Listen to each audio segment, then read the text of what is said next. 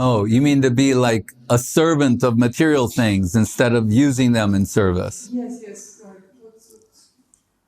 Yes, one of the American transcendentalists, maybe Thoreau or Emerson, they said, things are in the saddle and ride man.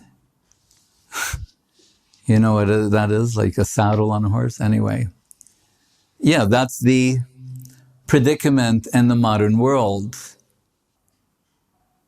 Or as Marshall McLuhan said in his famous book on media, that what did he say? The medium is the message. So when Srila Saraswati Thakur was questioned why he was using modern technology when traditionally sadhus, saints in India, they didn't even wear shoes.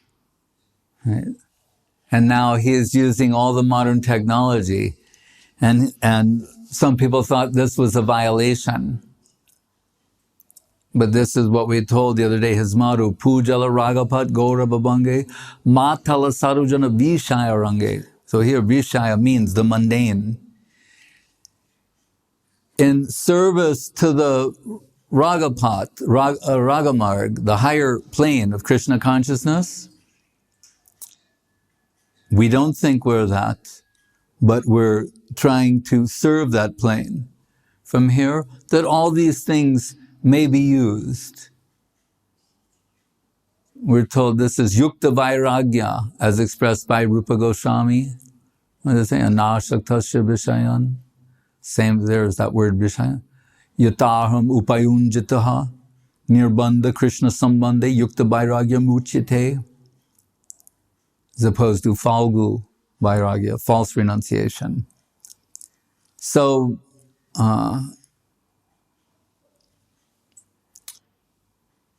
the question is whether or not something is genuinely being used in the service of Krishna. That's the criterion. So if the devotee is sincerely under the order of Guru and Vaishnav, using these things in the service of Krishna, then they'll again have confidence that they'll be free from coming under their influence. But to the degree that that's not true, then there's some danger there. I have heard that Gurudev has modified this shloka. Yes.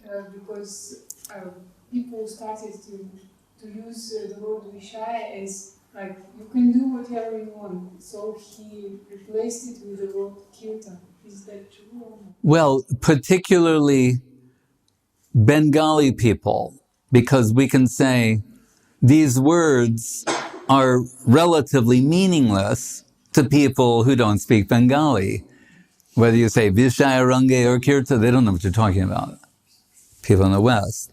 But in Bengal, they see this word Vishaya, and generally a Vishayi is the word that's used for a materialist. And Vishaya Range, like relishing the mundane. Like, so, and in the light of Prakriti Sahajiyas, it seems that there's a lot of room for abuse, so that this would not be misinterpreted by certain people, and particularly they were going to put this on the walls of the Mat. So he asked Guru Maharaj for permission to change it to Kirtana Range, and Guru Maharaj agreed. But it was not to correct Saraswati Thakur that what he spoke originally It wasn't to nullify that. It was to check misinterpretation from a certain section of people. But Saraswati Thakur used this to mean, yes, we're going to use the printing press to print books, the motor car. He told when he was in Vrindavan on parikrama in a motor car at the time. It's hard to imagine by modern standards, but that was considered really the paraphernalia of a materialist. Like, I can never forget hearing Srila Prabhupada give a lecture many years ago, and he was talking about how degraded people have become in the modern world. He said, now, in the modern world, he said, everyone is a drunkard, meat eater, womanizer, motor car driver. Like these were all the same.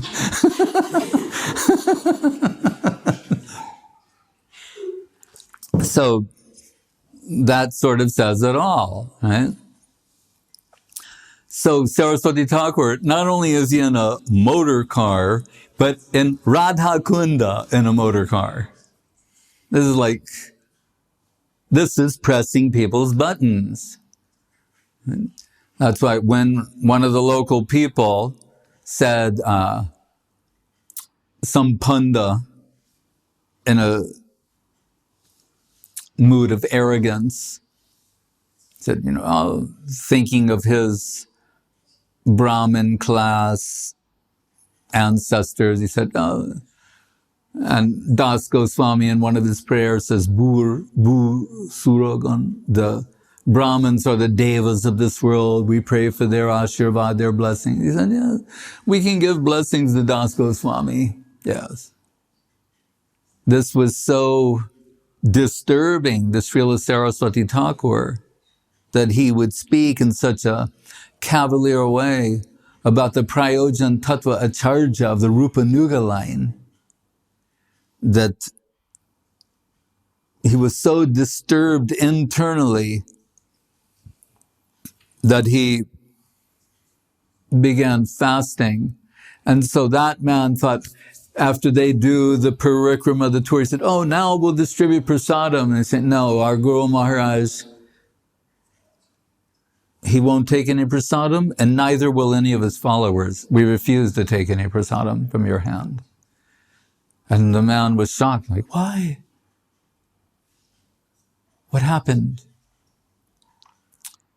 And one of Saraswati Thakur's principal followers explained to him, you've insulted our Guru Maharaj and the Prayojan Tattva, Raghunath Das Goswami of this line with your statement, the Brahmins can give blessings to Das Goswami.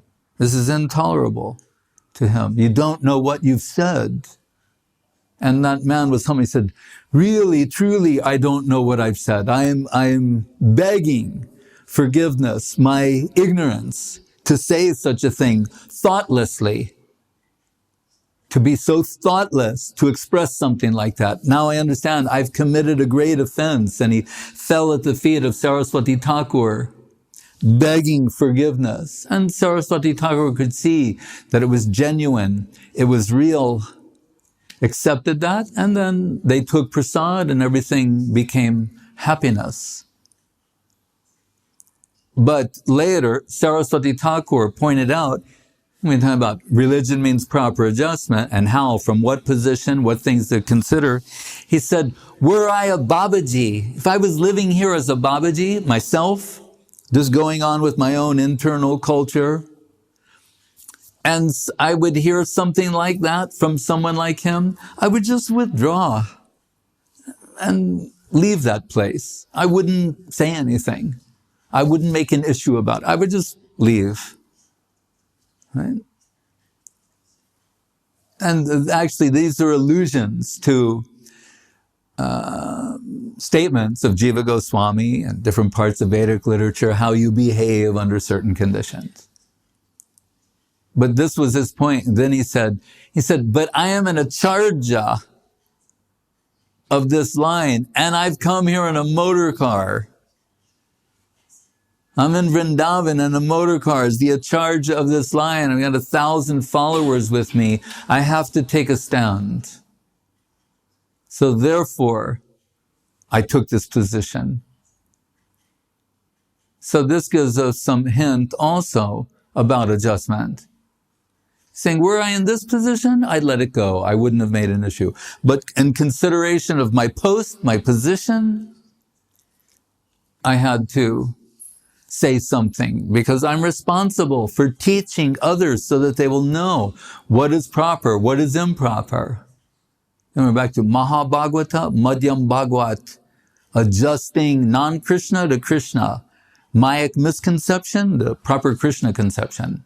So it's interesting. When did he compose Pujala Ragapat Gaurabhabange Matala Sarujana Vishairange? When, on the day of the inauguration of the Bagh Bazar Gaudiya Math, which was to be their flagship temple.